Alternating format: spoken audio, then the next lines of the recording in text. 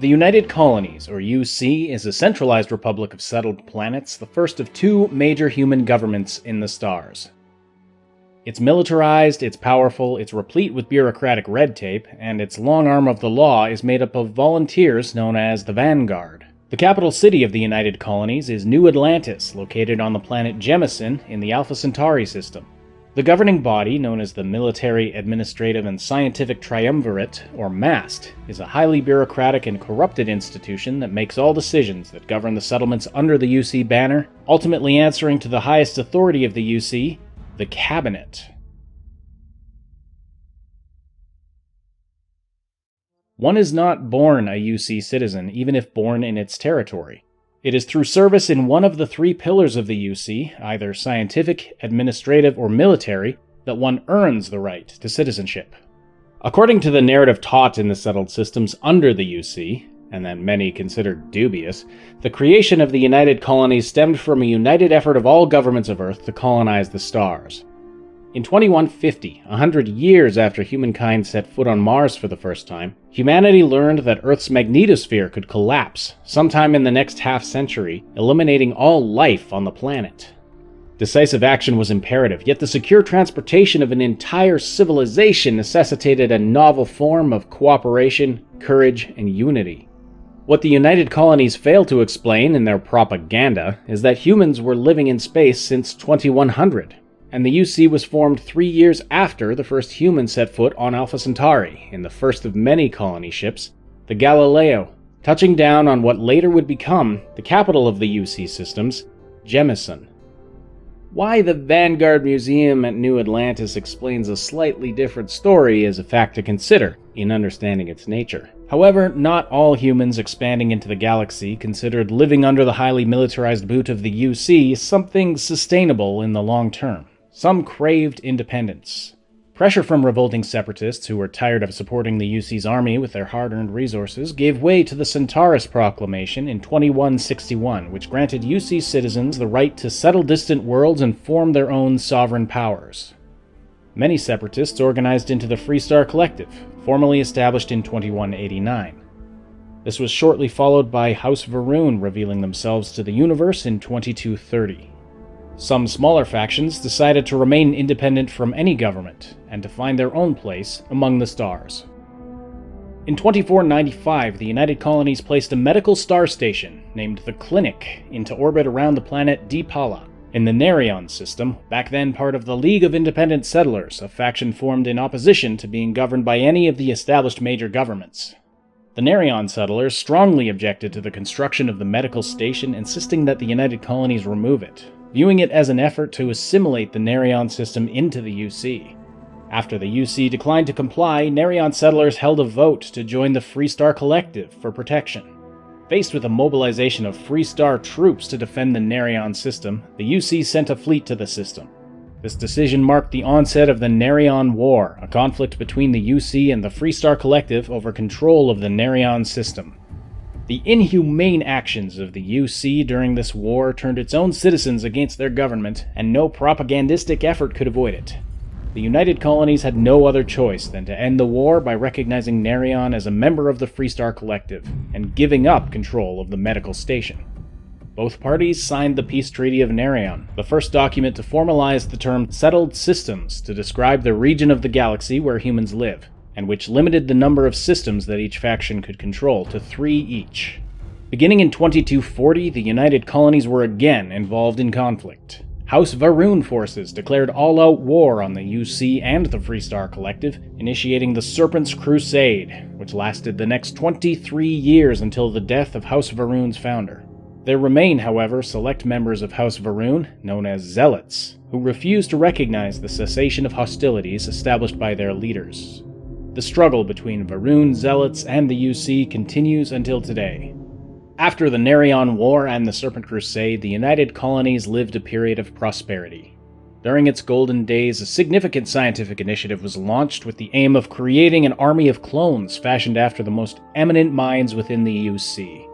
Francois Sanon, the esteemed leader of the UC Navy, was chosen as the inaugural donor for this venture.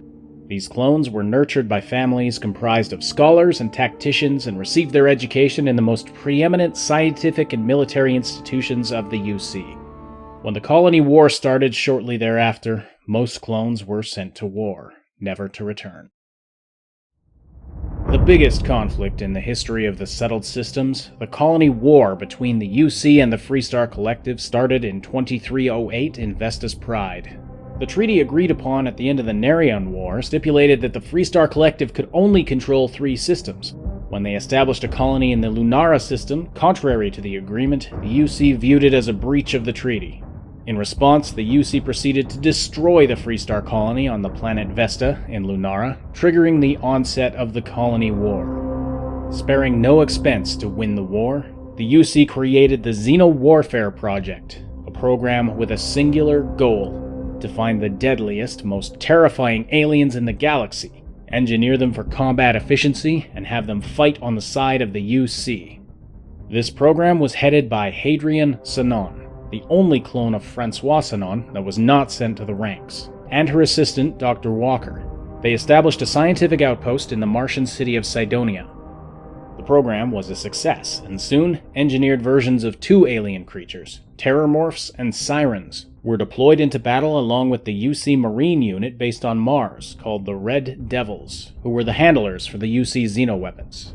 However, as eager as the UC was to win the war, they still wanted to have the aliens under control, and avoid them bringing harm to civilians and repeating the bad press they had during the Nerion War. So the UC prepared contingency plans for the xenoweapons project. Robots were deployed along with the aliens to prevent them from causing harm to non-combatants.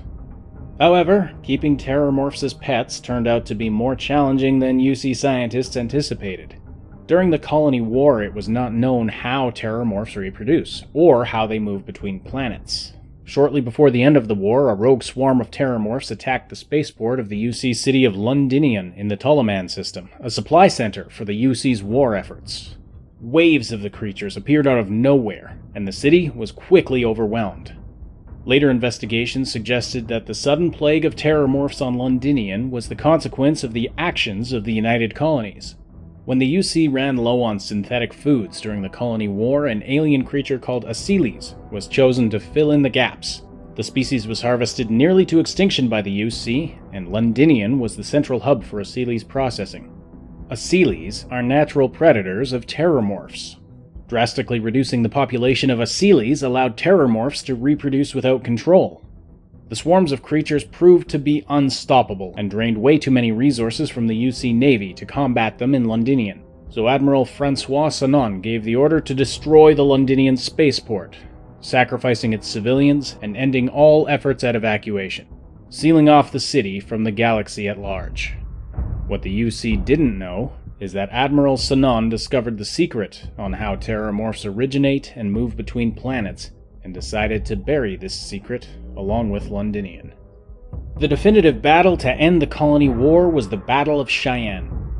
UC troops were deployed in the Freestar Collective territory of Cheyenne under the supervision of Admiral Francois Sanon, who gave the order to open fire against civilian fleets of the Freestar Collective, prompting even more civilians, weary of living under the UC's boot, to join the battle, destabilizing the balance of forces and crippling the UC's army.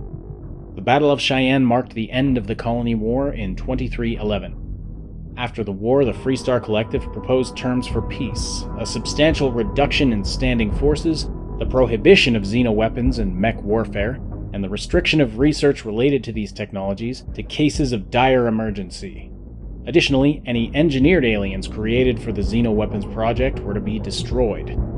The Freestar Collective's final request was that war criminals be held accountable for their actions. These terms were formalized in an agreement known as the Armistice, which was signed by the 3 major human factions, the United Colonies, the Freestar Collective, and House Varun. The 3 UC senior officers facing justice for war crimes were Commander Henry Durant, General Indira Rastogi, and Fleet Admiral Francois Sanon, better known as Vae Victus. All were sentenced to death for their actions. However, the UC deemed it wasteful to end Admiral Sanon's life, which would eliminate his valuable intellect and even more valuable connections. They chose instead to secretly keep him captive in the mast building in New Atlantis to provide intel to the UC. As a means of bypassing the commitment to reduce their military forces, the United Colonies created the Vanguard, an official branch of the UC Navy composed of volunteers serving a myriad of security, logistical, and reconnaissance roles. These volunteers and their resources were attracted to the Vanguard ranks under the promise of UC citizenship, which included a grant to settle in New Atlantis, the right to buy property in the city, and reduced prices on services like healthcare and supplies. The restrictions of the armistice transformed the settled systems overnight. Entire economies were upended with the flick of a pen. The establishment of the Vanguard had a significant negative impact on the UC settlement's economy. Captains who joined the volunteer forces also offered their own ships for UC missions, leading to considerable cost savings for the United Colonies. However, this action led to a decrease in employment across the entire mining sector as the demand for materials to build UC ships decreased. This, in turn, created greater instability and an uptick in criminal activity. As the dust settled on the aftermath of the armistice, the United Colonies found themselves at a crossroads. The creation of the Vanguard, a beacon of hope for those seeking a path to UC citizenship, marked a new era. Yet the unintended consequences reverberated through the settled systems. The sudden economic shifts wrought turmoil for entire mining planets. The delicate balance of power and prosperity hung in the balance, leaving the future of the United Colonies shrouded in uncertainty. The enigmatic figure of Fleet Admiral Francois Sanon, confined to the shadows of the mast building in New Atlantis, held secrets that could shape the destiny of the UC, its Vanguard, and the entire galaxy. The story of the United Colonies continues to unfold as they grapple with the aftermath of the Colony War and the intricate tapestry of their ever-evolving society. Before you go, why not check out some of the other entertaining and enriching gaming content we have here at the Triple S League, like Maximum News, our weekly gaming news podcast hosted by Max Darrett. You'll also find comedy, reviews, and lore videos, and the description has links to our other channels, like Scenometry, where I humorously overthink TV and movies.